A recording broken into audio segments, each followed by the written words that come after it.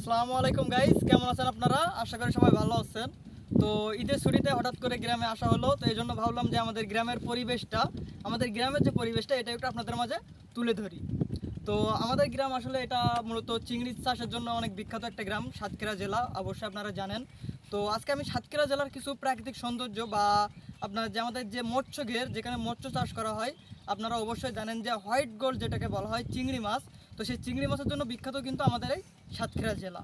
তো আজকে আমি আপনাদের মূলত যে সাতক্ষীরা জেলার যে বিভিন্ন যে মৎস্য ঘেরগুলো সেগুলো দেখানোর চেষ্টা করব। তো আপনারা যারা এখন আমাদের চ্যানেলটি সাবস্ক্রাইব করেনি তারা অবশ্যই সাবস্ক্রাইব করে রাখবেন, এবং ভিডিওটি যদি আপনারা পছন্দ করে থাকেন তাহলে অবশ্যই একটা লাইক করে রাখবেন।